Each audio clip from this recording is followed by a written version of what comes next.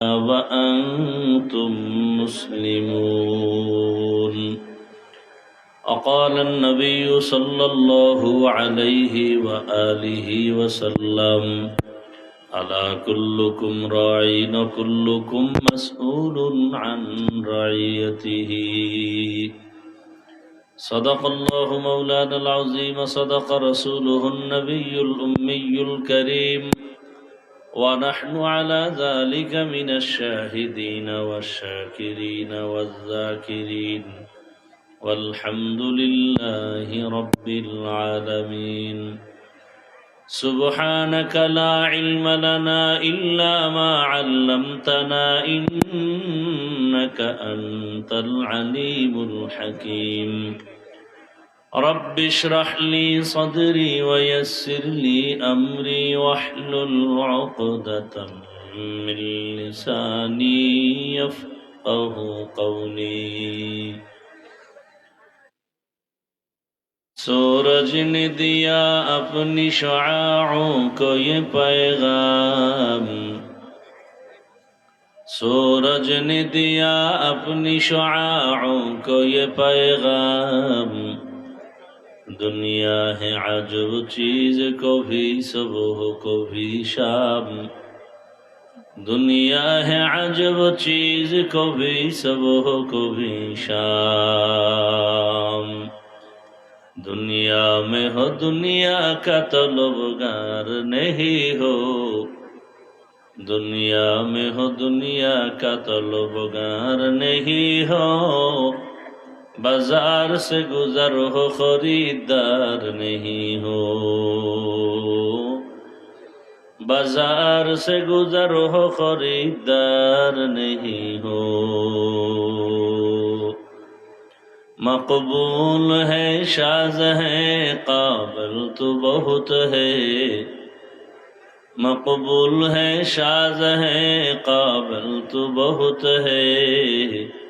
आईना के मानिंदे तू नहीं दिल तो बहुत है, आईना के मानिंदे तू नहीं दिल तो बहुत है।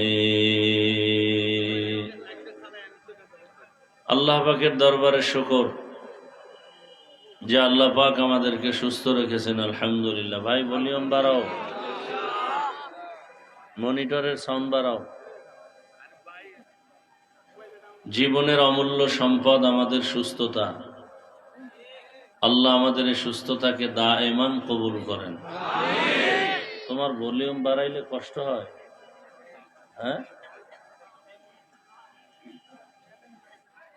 ওলামায়ে কেরাম আলোচনা করেছেন। ইকো বন্ধ করো, ইকো দিও না, রিভার্ব দাও। ইনশাআল্লাহ আমার পরে ওলামায়ে সাউন্ডটা ভালো ছিল, এরপর ডিস্টার্ব করতেছে। এতক্ষণ যেভাবে ছিল ওইভাবে দাও, শুধু ভলিউম বাড়াও।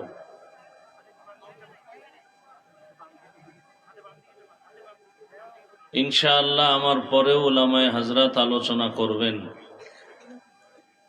শেষ দোয়া পর্যন্ত সবাইকে এখানে উপস্থিত থেকে ওলামায়ে কেরামদের কথা শুনে যাওয়ার মতো তৌফিক দান করেন।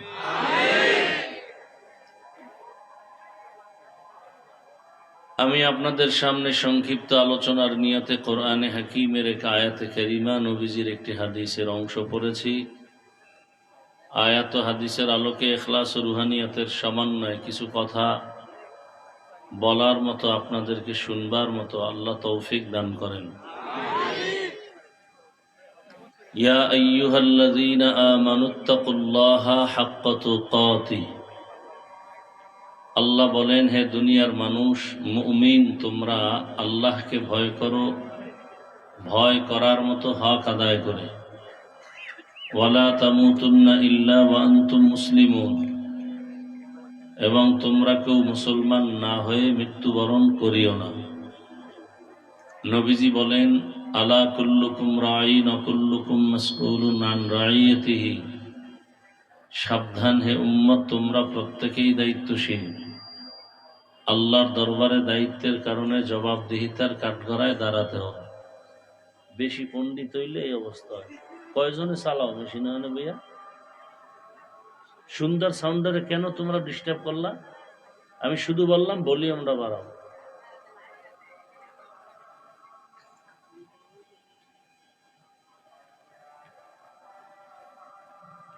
রসুল বলেন কিয়ামতের ময়দানে সকলকেই আসামির কাঠগড়ায় দাঁড়াতে হবে। সাহাবী প্রশ্ন করলেন, ইয়া রাসূলুল্লাহ, দায়িত্বশীল হয়ে দাঁড়াবে, দায়িত্বশীল কে এবং কার উপরে দায়িত্ব? নবীজি বললেন, অধীনস্থদের যিনি গার্ডিয়ান হবেন, কর্তা হবেন, তিনি হবেন অধীনস্থদের দায়িত্বশীল। বিস্তারিত রসুল বললেন, যেমন প্রত্যেক সন্তান মা বাবার অধীন, মা বাপ সন্তানের দায়িত্বশীল, ছাত্রদের দায়িত্বশীল শিক্ষক, প্রত্যেক মুসল্লিদের দায়িত্বশীল ইমাম ও খতিব। মুসল্লিদের দায়িত্বশীল কারা? তো কমিটি কেন?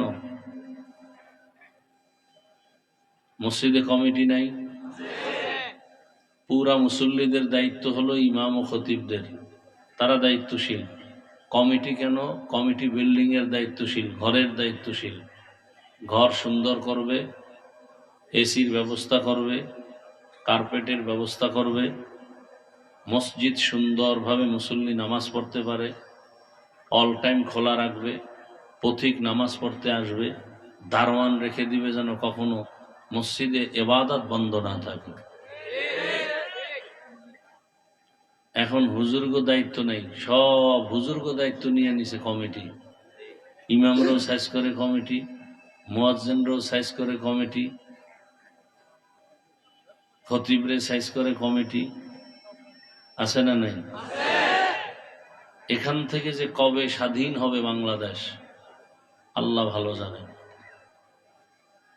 আল্লাহ হেদায়েতের দৌলত দান করেন। মুসল্লিদের দায়িত্বশীল ইমাম ও খতিব। একজন স্ত্রীর জন্য দায়িত্বশীল তার স্বামী, ওয়ার্ডের দায়িত্বশীল একজন মেম্বার, ইউনিয়নের দায়িত্বশীল। এইভাবে দুনিয়ার সবাই, সরকার গোটা দেশবাসীর দায়িত্বশীল, উম্মতের দায়িত্বশীল সমস্ত উলামায়ে কেরাম।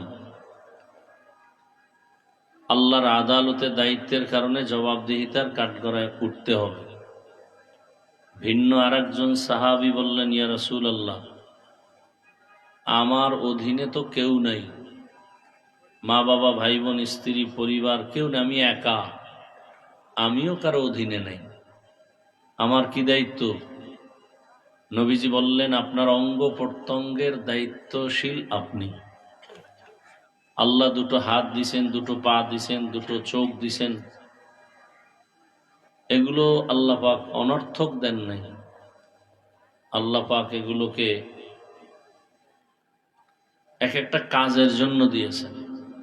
পা দিয়েছেন কেন? হাঁটার জন্য। চোখ দিয়েছেন কেন? দেখার জন্য। জবান দিয়েছেন কেন? কান দিয়েছেন কেন? শোনার জন্য। তাই মনে যা চায় তাই শুনবো, মনে যা চায় তাই খাবো না, এগুলোর ডিউটি আছে। আল্লাহ যেভাবে যতটুকু শুনতে বলছেন ওভাবে অতটুকুই শুনতে হবে। এ কারণে আল্লাহ পাক কিয়ামতের দিনে অঙ্গ প্রত্যঙ্গের হিসাবও আল্লাহ নেবেন। আল-ইয়াওমা নাখতিমু আলা আফওয়াহিহিম ওয়া তুকাল্লিমুনা আইদিহিম ওয়া তাশহাদু আরজুলুহুম বিমা কানু ইয়াকসিবুন। দস্তগোয়াদ মঞ্চুনি দুজদিদা আম লব্বগুয়াদ মঞ্চুনি বুসিদা আম চশমগুয়াদ চিদা আম গমজা হারাম গোশগুয়াদ চিদা আম সমরুল কালাম। আল্লাহ বলবেন, তোমার অঙ্গ প্রত্যঙ্গের দায়িত্ব কি ঠিকমতো পালন করছো? বান্দা না করেও বলবে করেছে।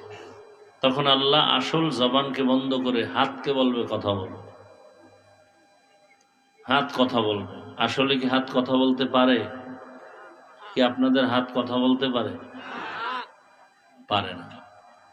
কিন্তু মুমিনের আকীদা থাকতে হবে যে আল্লাহর কুদরতে সব পারে।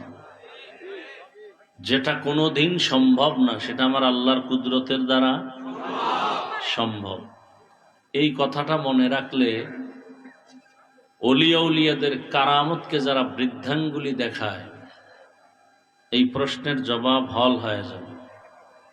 সাউন্ডটা ঠিক করো ভাই, সাউন্ড উপরে উঠাও, ক্লিয়ার করো।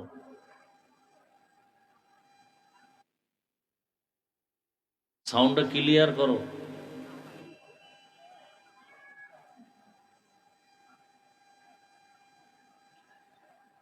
তো কি কথা বলতেছিলাম? হাত কথা বলবে, গাছ কথা বলতে পারে? গাছ পারে না। এটাই সত্য, এটাই বাস্তব। মুমিনের আকীদা আল্লাহর কুদরতে বলে। পাথর কথা বলতে পারে? পারে না। আল্লাহর কুদরতে পারে। আল্লাহ কুদরত দিবেন কিভাবে? জমিনে নেমে আসবেন, কোন একটা মাধ্যমে দেখাবেন। এটাই অবিশ্বাস্য এবং অলৌকিক ঘটনা। এটাকে বলে কি ঘটনা? অলৌকিক। এই অলৌকিক ঘটনা আল্লাহ যদি নবীদের মাধ্যমে ঘটায় দেখান এর নাম মুআজিজা। আর আল্লাহর নবী ছাড়া অন্যদের বেলায় যদি ঘটায় দেখেন এর নাম কারামত। এর নাম কি? কারামত। মুআজিজা যেমন সত্য, আহলে হক ওলিয়া উলিয়াদের কারামত তেমন কি সত্য। শিবলি রহমাতুল্লাহ আলাই জগৎ বিখ্যাত একজন ওলিয়ে কামেল। জুনায়েদ বাগদাদি রহমাতুল্লাহ আলাই জগৎ বিখ্যাত ওলিয়ে কামেল। কোন সন্দেহ? সন্দেহ করলে বুঝতে হবে তার ঈমান দুর্বল। তার ঈমান দুর্বল। রাস্তা দিয়ে যাচ্ছেন কোথাও, হঠাৎ গাছের নিচে বসছেন বিশ্রামের জন্য, চলন্ত পথে যাত্রা পথে হঠাৎ গাছ কথা বলতেছে, এই শিবলি আমার মতো হয়ে যাও। শিবলি বলে তোমার মতো হব কিভাবে? বলে দেখো তো আমার শরীরের প্রত্যেকটা অংশের মধ্যে ক্ষত বিক্ষত ঢিল মারার দাগ, বেতের বাড়ির দাগ। প্রচন্ড বেগে আমার উপরে আঘাত আসতেছে, প্রচন্ড। কিন্তু তাকায় দেখো এই আঘাতের প্রতিবাদে আমি কাউকে আঘাত করি না, বরং আমি সব মানুষকে সময় মতো ভিটামিন ফল উপহার দেই। ভিটামিন ফল। শিবলি বলেন বুঝলাম, এর ফলাফল কি? বলে এর ফলাফল ধৈর্য। এর ফলাফল কি? শিবলি বলেন সুন্দর একটা সবক পেয়ে গেলাম, আমি ধৈর্য ধারণকারীর মধ্যে অন্তর্ভুক্ত হতে চাই। কিন্তু আমার একটা প্রশ্ন, তোমার মধ্যে এত সুন্দর গুণ থাকার পরেও কেন তোমাকে আগুনে জ্বালানো হয়? লাকড়ি কই জ্বালায়?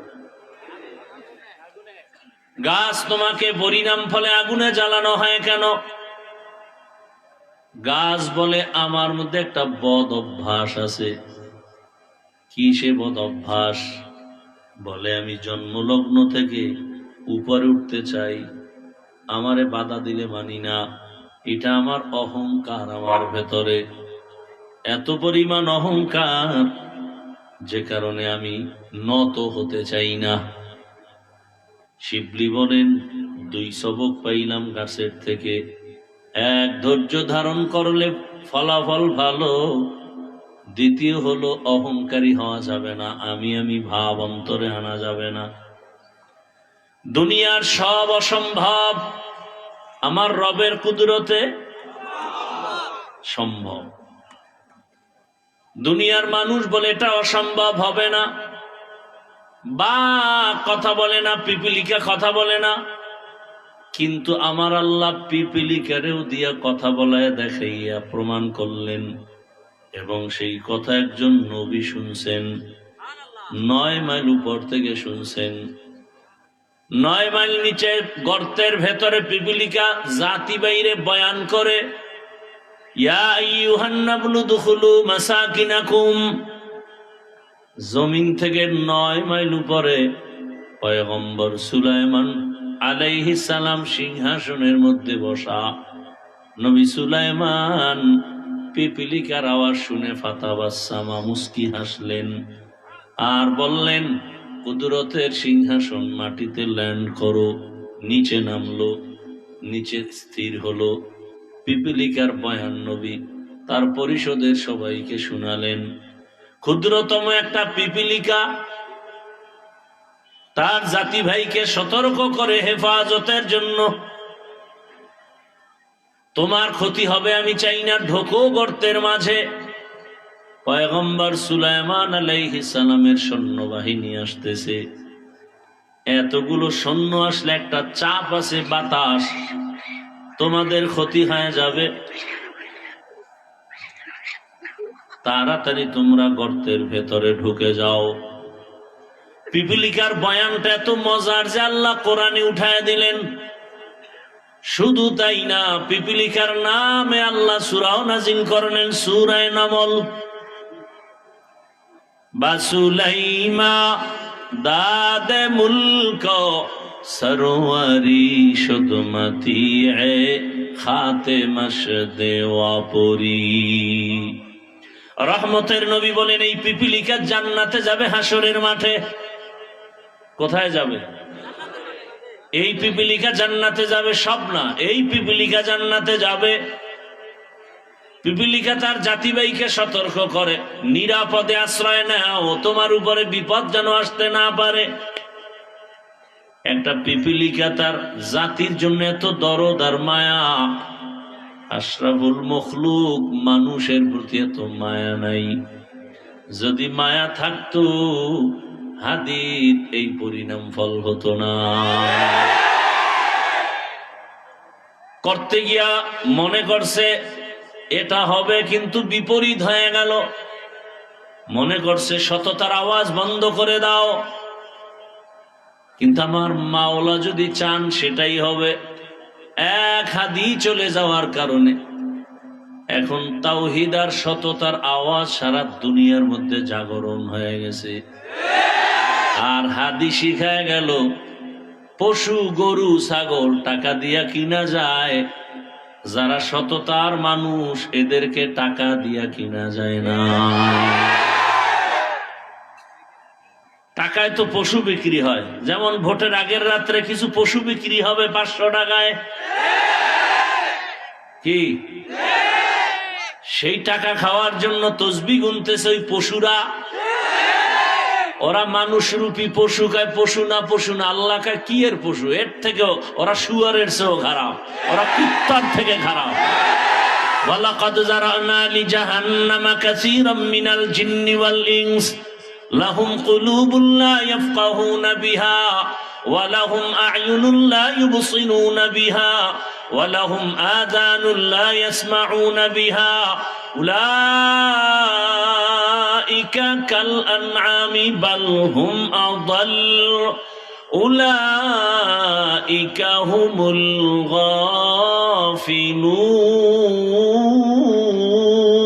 গাফিলুন। এরা মানুষ না, সুরাতে মানুষ, ভেতরটা কুকুর থেকেও খারাপ, পশুর চরিত্র হার মানায়। এরা টাকায় বিক্রি হয়। বাজারে একটা মুরগি কিনতে যাও 1000, বড় মুরগি একটা খাসি কিনবা 20,000, একটা গরু কিনবা 1 লাখ টাকা। আর ভোটের আগে আশরাফুল মখলুক বিক্রি হয় মাত্র 500 টাকায়।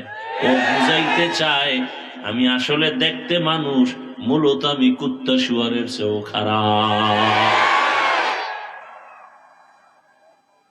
টাকায় বিক্রি হয় পশু, মানুষ বিক্রি হতে পারে না।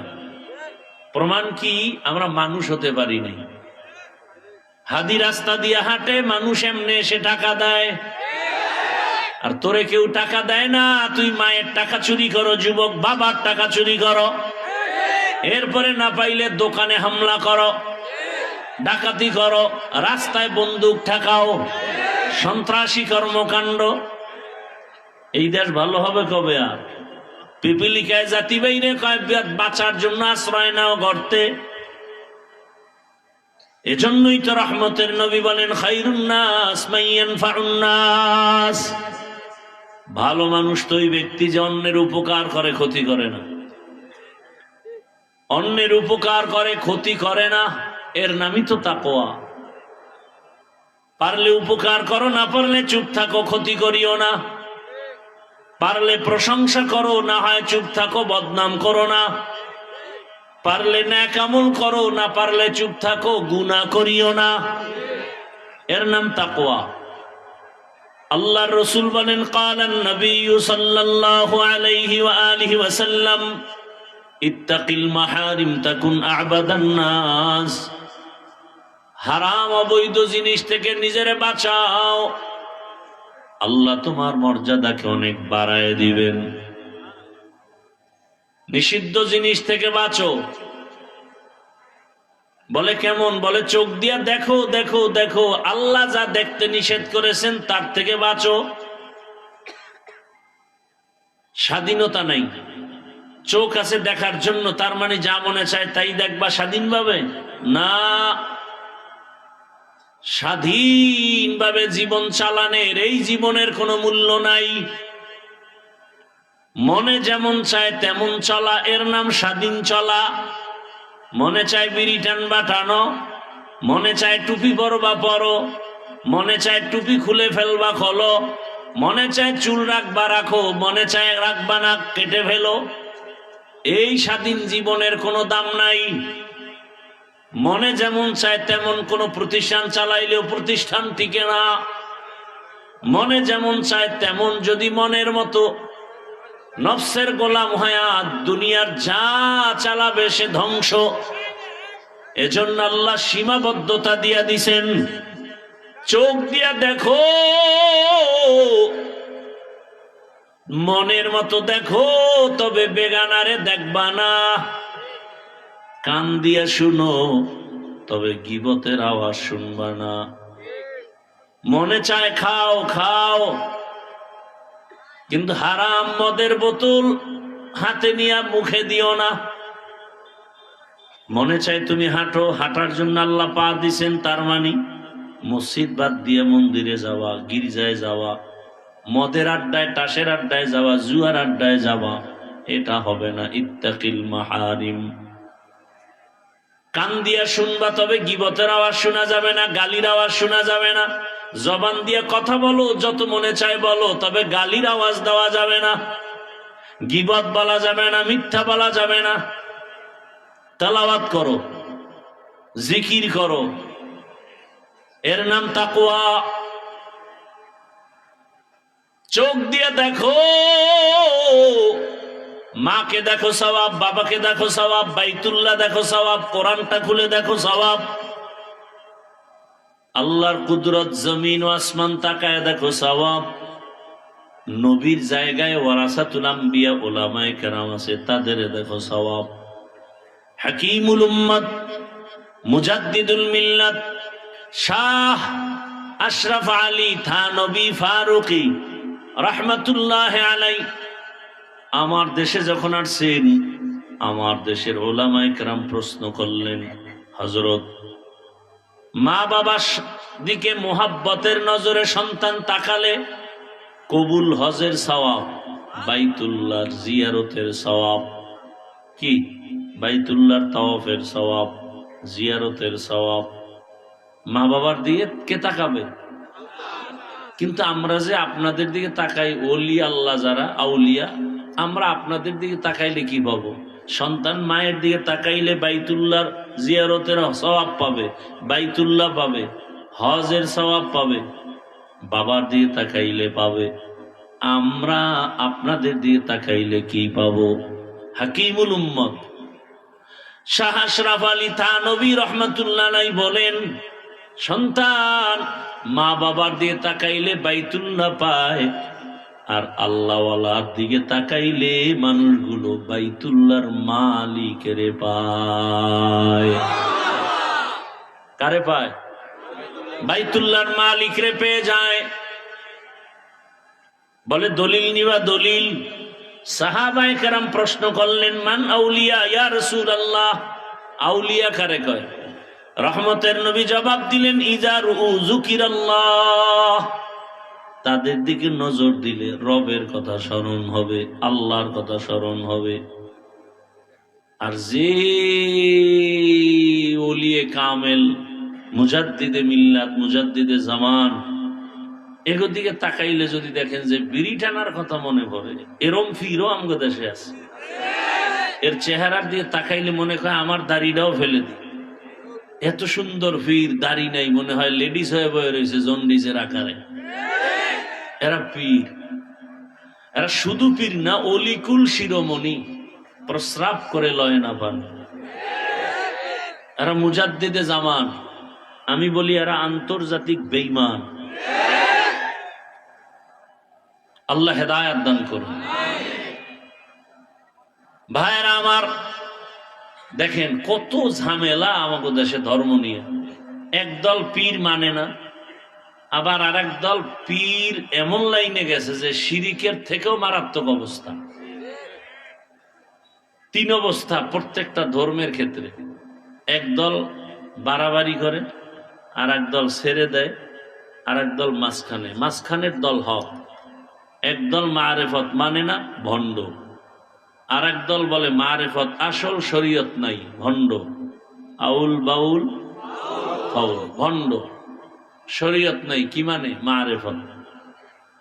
আর যারা বলে না শরীয়ত আছে মারেফত আছে, এরাই হক।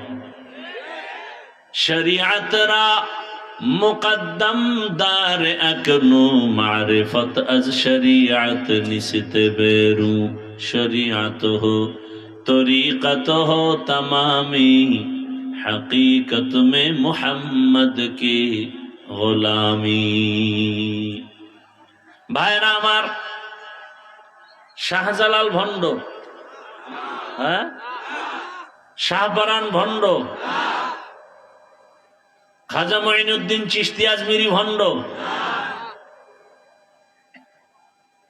মদিনাতুল মুনাওয়ারা থেকে ভারতে আসছেন, কালেমার দাওয়াত শুরু করে দিলেন খাজা মঈনুদ্দিন চিশতি আজমিরি। অথচ মদিনা থেকে আসছেন, দাওয়াত দিতে দিতে দিতে দিতে লক্ষ লক্ষ লক্ষ লক্ষ বিধর্মী কালেমা পড়ে মুসলমান হয়ে গেল।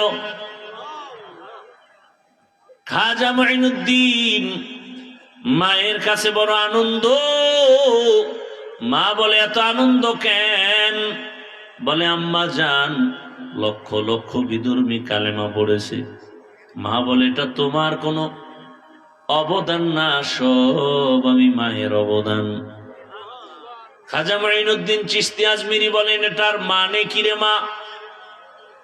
খাজা মঈনুদ্দিন চিশতির মা বলে, সন্তান, তুমি যখন আমার গর্ভে আসছো, আল্লাহর কসম এক রাত আমি ঘুমাই নাই। যায় নামাজ বিছাইয়া রবের সাথে কথা বলেছি, আর কান্না করে দোয়া করেছি, হে মালিক, আমার গর্ভের সন্তান তোমার ওলি হিসাবে পাঠাও। আল্লাহ তোমাকে দুনিয়ায় পাঠালেন, আল্লাহর জাতের কসম, আমি মা তোকে দুনিয়াতে আসার পরে যতক্ষণ দুগ্ধ পান করাইছি, যত ফোঁটা দুধ আমি দিলাম 2 বছরের মতো, আল্লাহর কসম এক ফোঁটা দুধও বিনা অজুতে আমি তোর মুখে দেই নাই।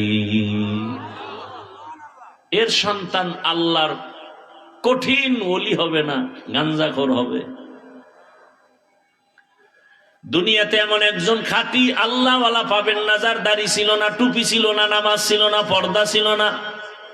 শাহজালাল এত আল্লাহর ভক্ত,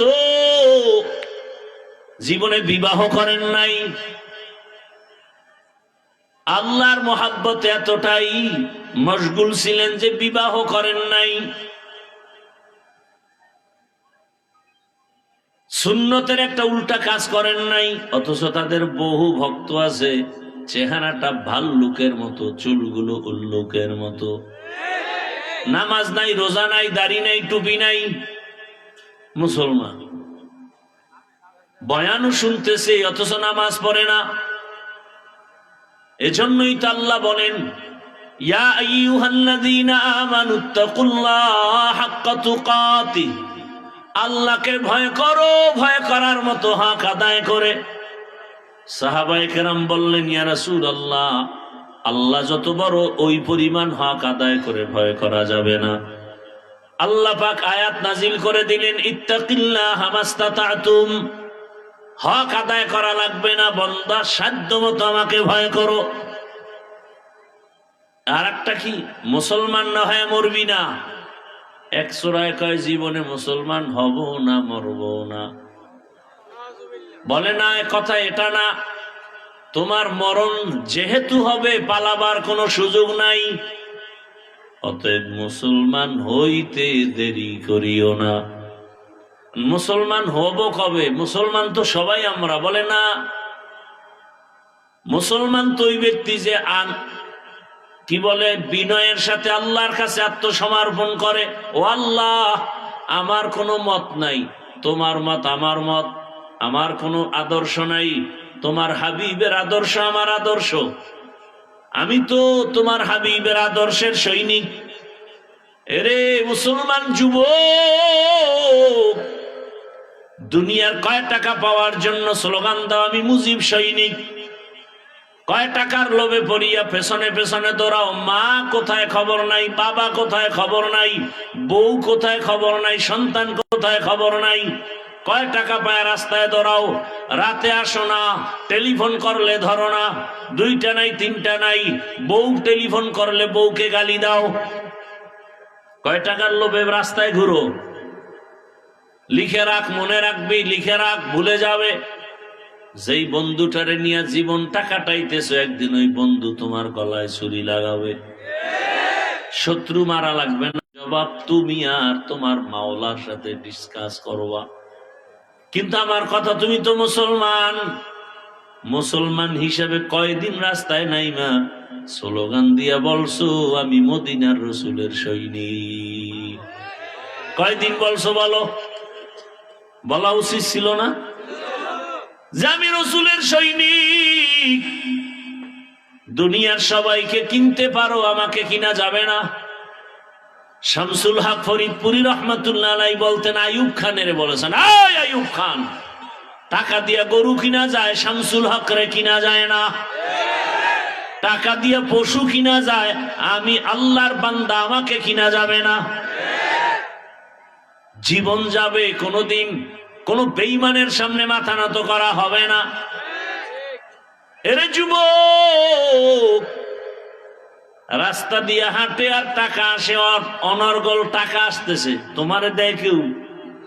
হ্যাঁ, আশা করো দিবে? তুমি হলো চরম একটা বেয়াদব, চরিত্রহীন লম্পট। তোমার মা তোমাকে ভয় পায়। একটা মা